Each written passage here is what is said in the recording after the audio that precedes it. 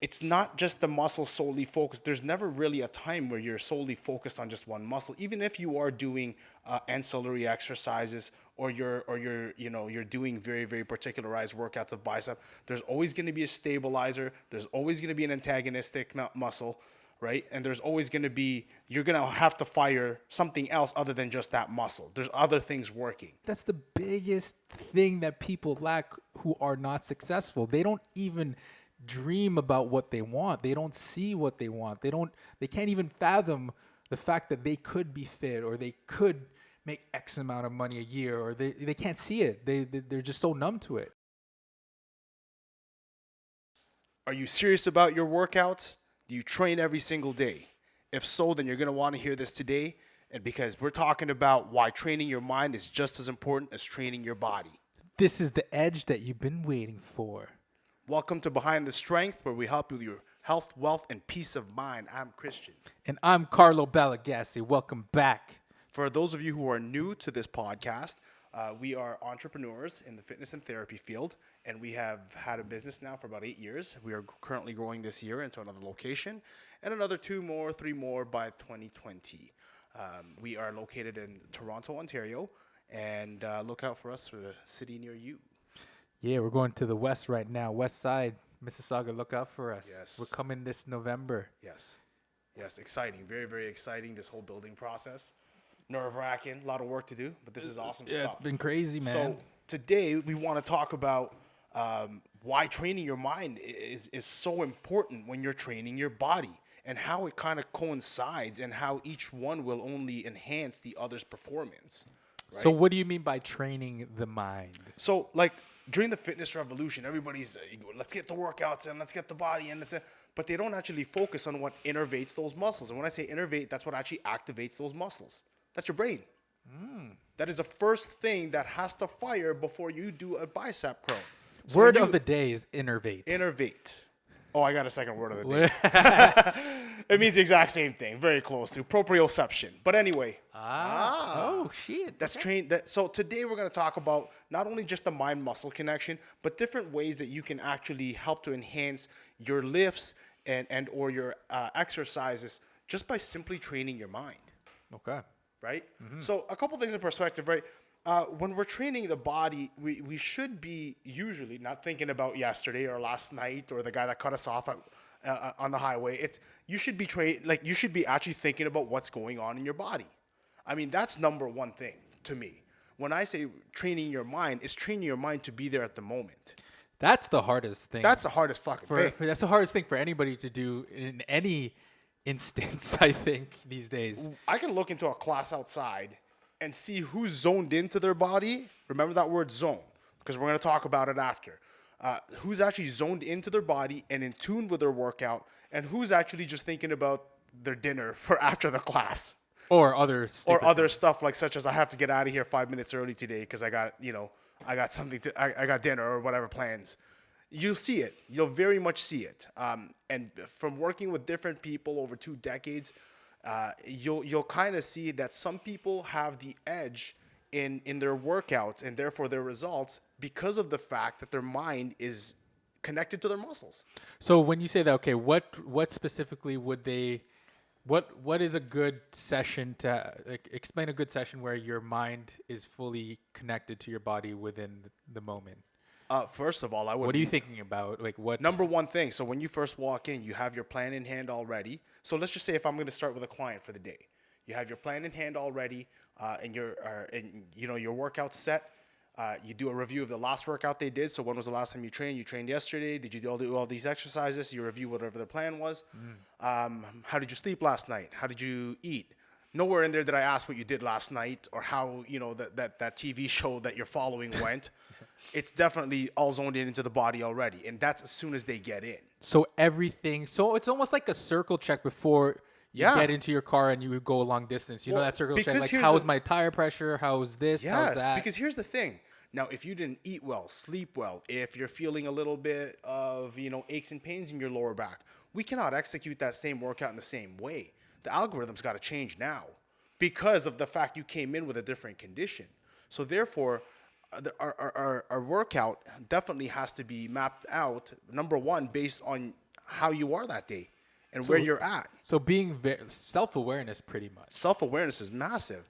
But that's the thing. If you are not in tune with your mind, there is no self-awareness. Because a lot of people, let's just say they'll leave a stressful situation at work, or they just argued with their girlfriend. I'm going to go to the gym.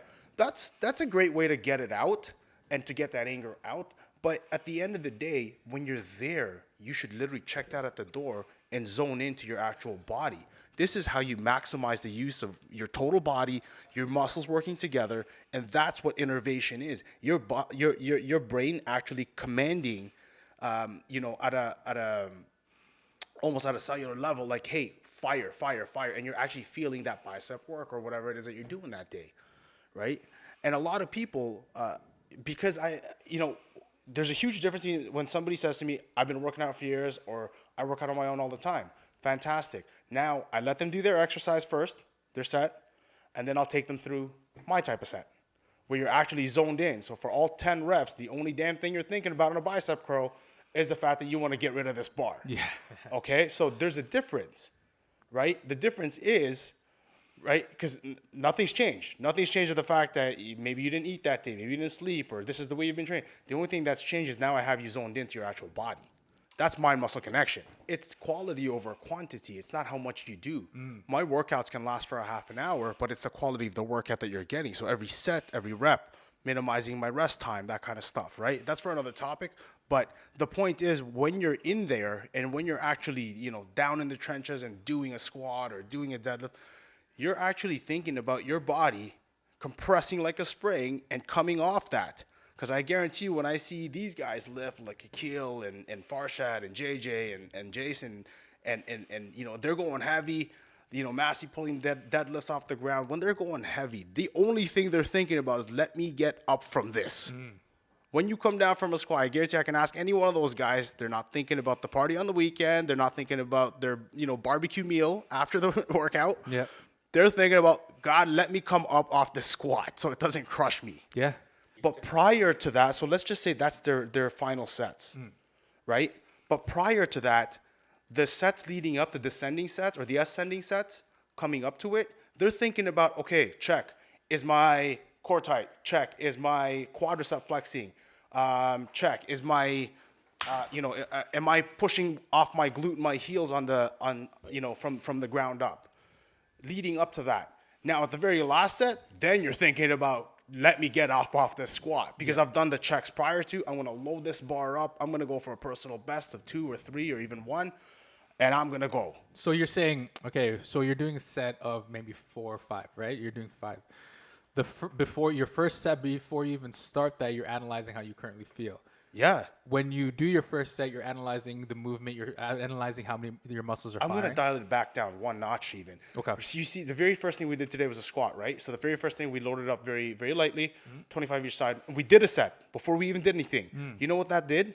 What that does is it makes me feel and know exactly, okay, what's not moving right now? What's not firing right now? If my knee's buckling in a little bit, let's just say on my right side, okay, I know that I gotta activate the inner thigh, the VMO.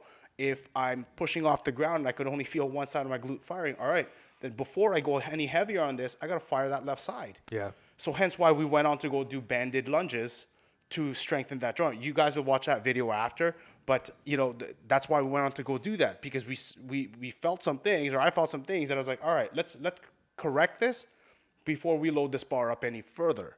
So you do kind of like a test run and then analyze, okay, what was that? What did that feel like? What's today looking like right now? Yeah. Are all cylinders firing? Are all cylinders firing? Okay, if not, let's do our pre-check. Yeah. That is how my warm-up is based on. Yeah. Now, when I say that first set, it's literally, there's no, not very high tension at all. It's probably 20% of what you would actually do, or 15%. You're literally just doing it for movement. It was very light. So to a lot of people, let's just say that's just like, I don't know, if you've been lifting for 6 months or so, up to a year, like maybe just the bar itself, or a bar and a 10-pound on each side. Can you do a band maybe? Yeah, you could even like a heavier band and kind of. Yeah, you can do that too. Yeah, for sure. Because actually, bands are great, and the reason why we use bands is because those things don't lie. No, they don't. No. If you say yeah, I'm flexing, and if you're actually not, you're gonna go flying. So those things don't lie. So be careful when you're using those bands. Another point that is very, very important when we talk about your mind and your body, you got to think about your mind is what actually, keeps you going when the sets get hard. There's a saying of mind over muscle, right? When the lactic acid starts building up and your muscles are screaming for mercy, it's not your muscles that's going to get you up and push you off that ground. It's your mind. Yeah. 100%. You know that from being a martial artist. Yeah. When you're tired, you're exhausted, you've had 3 fights, right? And you know that championship belt is right there, or the end of your workout, you see the end right there. It's not your muscles that are no longer going to be doing this. It's what you're telling your body to do at that point. Yeah, because at a certain point where say you're against your competition, if you lay your competition out, everybody trains to a certain level, and you could only scale to a certain level physically. 100%. Right? It's really what now separates the champions when they're competing. Oh, It's the mentality.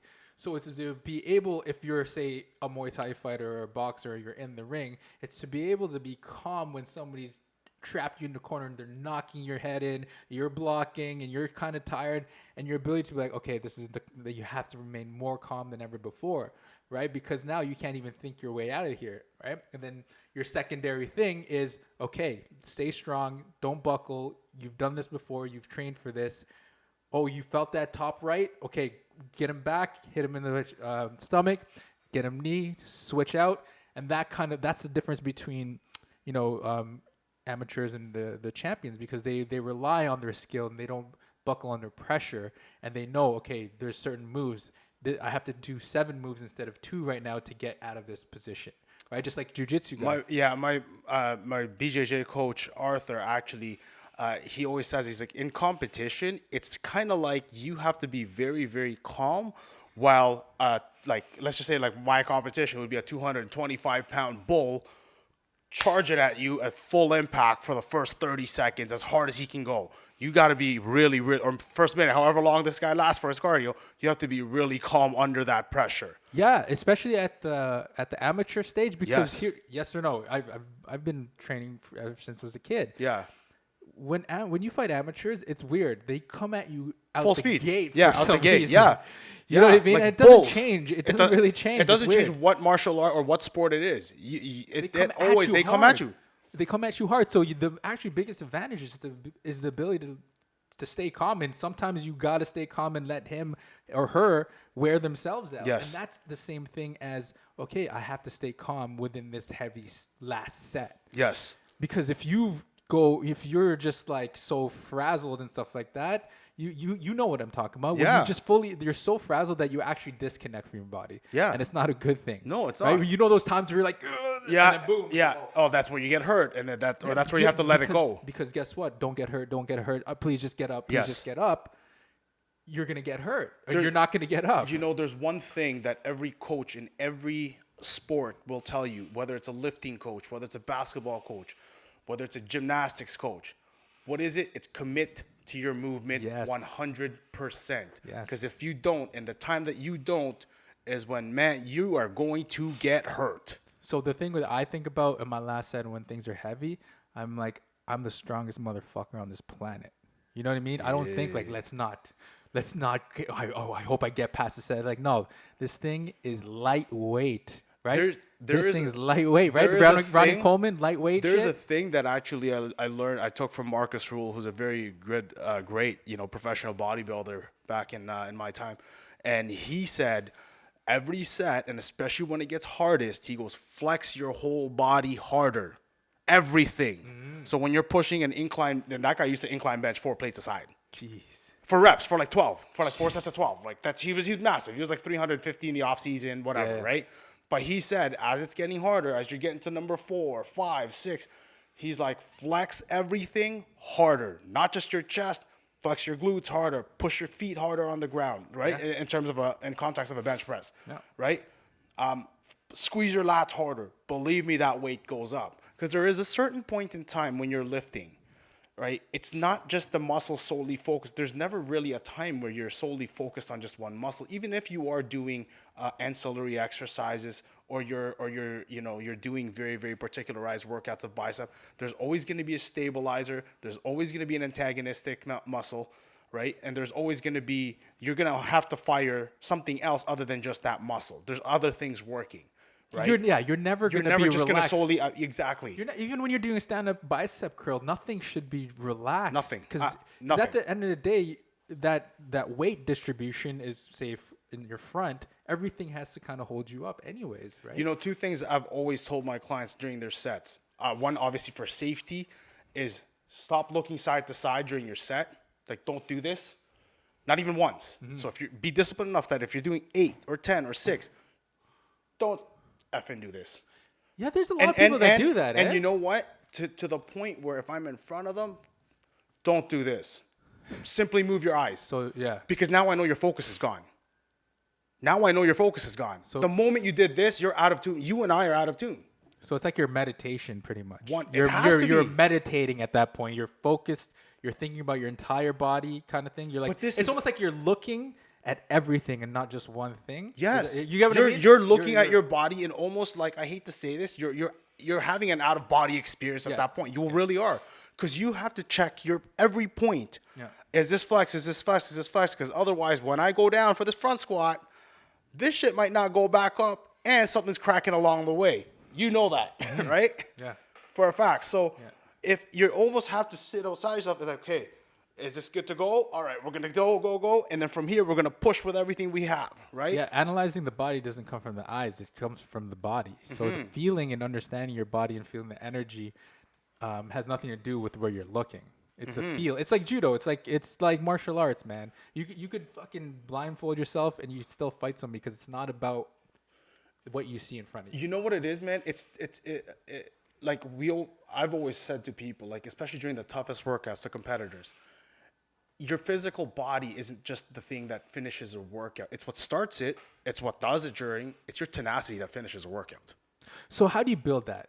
Is there a way to build that? Is there a way to kind of, because I know a lot of people always ask, oh, you know what the number thing I hate is like, oh, I'm not like you, man. I'm not like you. It's like not like we were born this way. You got beat up and punched in the face many times. We're gonna give them a plan in a few minutes, but there's 2 books particularly that I'd like to recommend to people, as far as this topic goes, and it's something that everybody can relate to. One is Tim Grover's Relentless. I've already kind of said that in one of the other podcasts.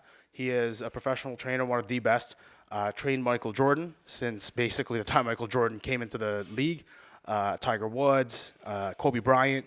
He's very, very much on the mindset training and as well as preparing yourself for actual gameplay. So which means most people, for professional athletes will train the squat, he was one of the first that revolutionized the industry to be like, well, who's training this guy to land 150 times in a game or 250 times in a game? Because he's jumping about that many times. Well, who's teaching this guy to land on his right foot, on the toes? Who's teaching this guy how to land off to the right a bit, off to the left a bit?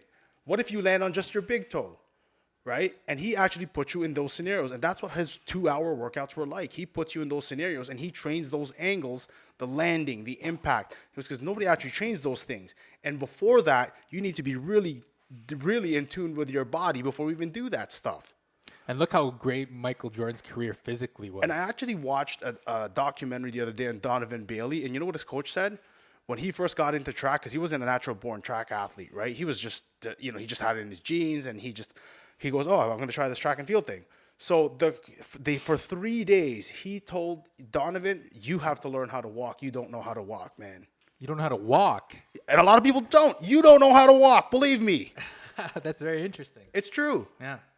The reason why Kenyans are so friggin', good at running is because of the way they actually fire their glute. They actually raise their leg up. So which means they use their psoas muscles, their hip muscles. They extend and they land exactly. So their hip actually lands right where their foot lands. So they perfected the step before the run. It's naturally born in exactly. So they perfected how to walk first. So that's the same thing with what they had to do with Donovan Bailey before he became a world-class champion, is they actually taught him how to walk, right? But the second book I was actually going to talk about, in which you should, it's going to really help you in this journey, is The Mindful Athlete. That's a very, very good one. I can't recall the author right now, but The Mindful Athlete. Oh, very good. I never read that one. Very, very good. This is dope. Yeah. It's one of my favorite books ever. And you know what, just so to speak, if there's got to be something to it when the highest world class athletes are spending countless hours actually training their mind. So from meditation to visualization, guys, and take that word and really dial it down for a second and think what visualization is. When a power lifter or an Olympic lifter goes to do a lift, they're actually visualizing that going up before they even do it. Right? That when somebody's practicing their 3-point shot, they're visually seeing that ball go in the net, the arc, the release, the feel. How would it feel like? That's the biggest thing that people lack who are not successful. They don't even dream about what they want. They don't see what they want. They can't even fathom the fact that they could be fit or they could make X amount of money a year, or they can't see it. They're just so numb to it. It's weird to me. Here's the thing that whether you guys believe it or not, or you're going to be like, that's full of fluff. When you train your mind and you actually train it through repetition, like you're training discipline. You're therefore training yourself for life overall. Think of a black belt martial artist. Like, look at their discipline for work. Look at their discipline for various aspects of their life that was built through the work of disciplining themselves in their given art or their sport or whatever it is, right? Well, you're used to incremental small changes every rep to get you to that, to get you to the perfect rep every time. Yes. Because it doesn't happen. A perfect rep doesn't happen overnight. It happens over years, because if you're so meticulous about it, that's the thing. It's being meticulous of every move and every feeling that you have in the gym or wherever. Being meticulous, always like, oh shoot, okay, I shifted or bicep curl. Oh, I curled my wrist too much on that one. I brought my shoulder or elbow too high on that one.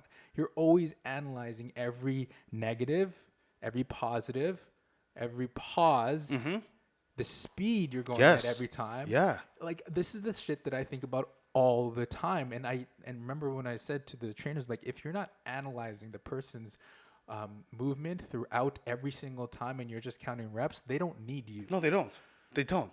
Why are you paying for personal training and they're just counting reps? You're not there just to count 3 reps. feet They have away, apps 5 for feet that. away. They could kind of look at you and Yeah, like, oh, exactly. you did 5 reps Yes. today, Christian. Yes, they do Here's have a apps golden for that. star. You did 5 Yeah. reps. But the matter of fact is, like, it's training someone the discipline of analyzing their every single movement to get to that level. And the whole point of doing the repetition. So be mindful. You nailed something right there on the head.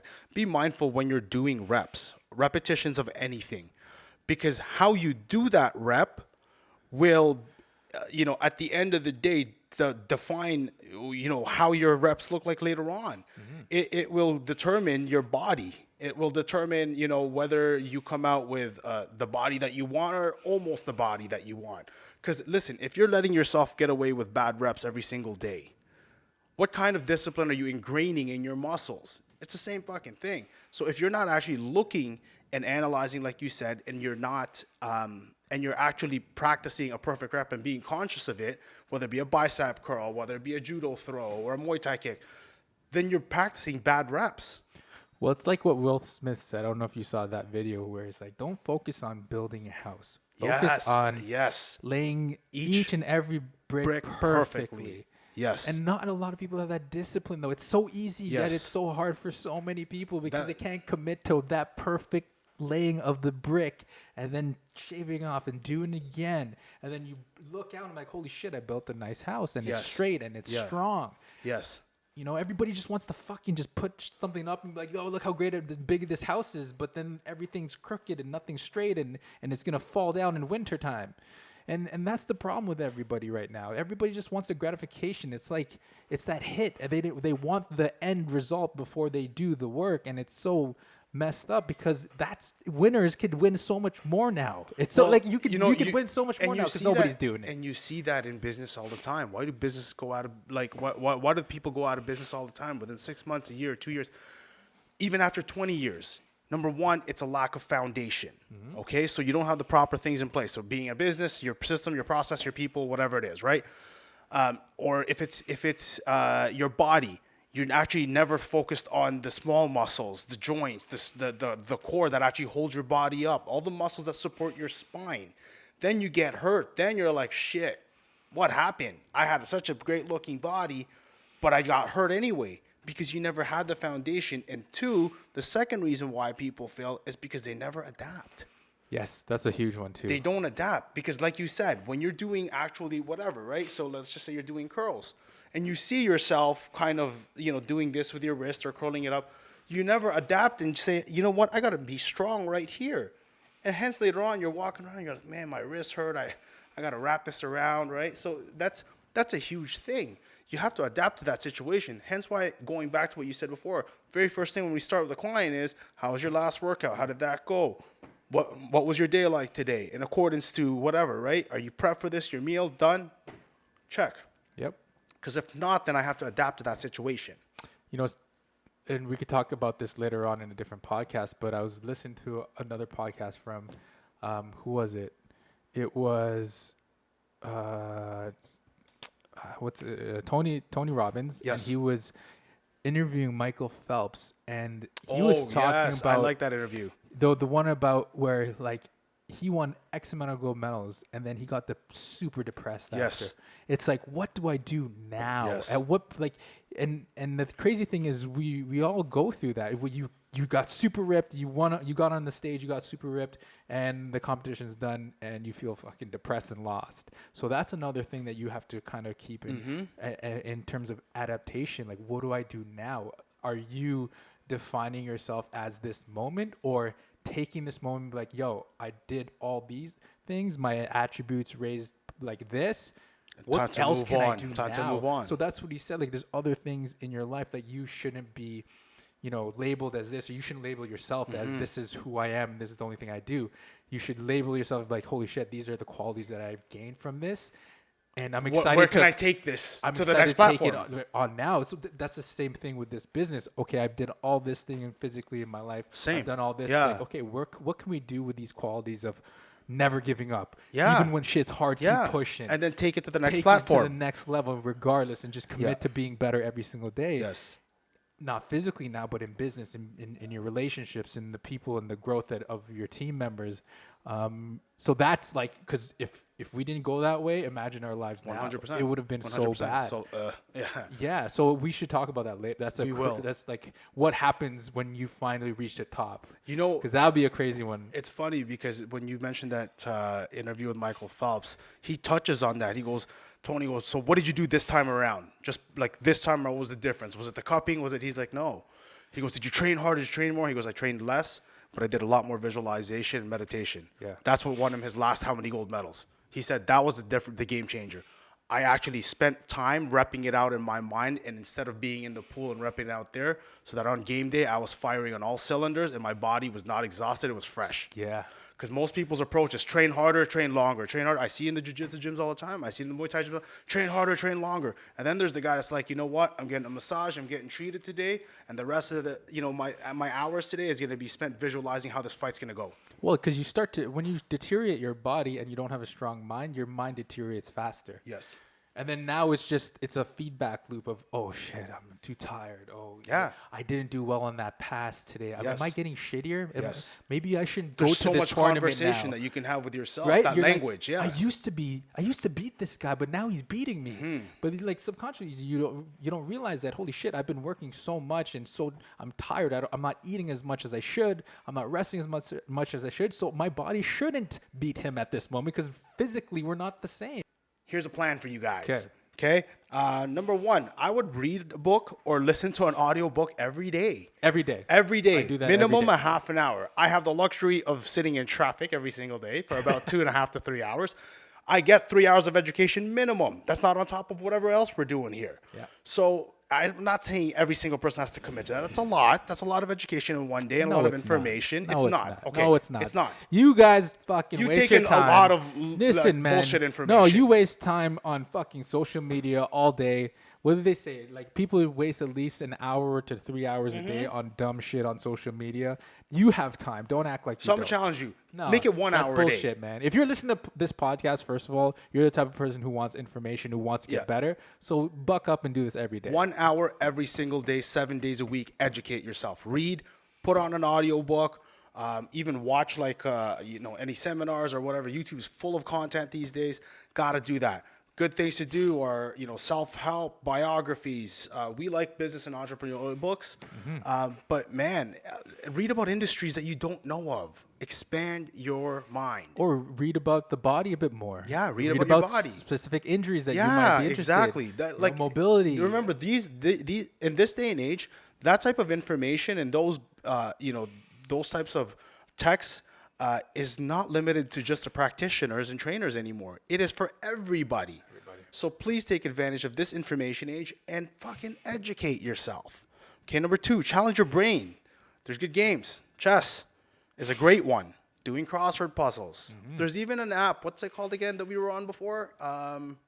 What, the Slider app? No, it's a train your brain app. It's they give you challenges and stuff like that. Oh, I forgot about that. I totally forgot about that. But that was cool. that's a great one. And there's so many apps these days that'll challenge your brain. Even like a simple game of chess with a friend allows you to get this. It's getting the motor units working, right? Yes, and not thinking just linearly. It's getting momentum, right? Number 3, zone into your body during physical activity. Start today. When you're working out, okay? Check just before you work out. Check your shit at the door. Forget everything else.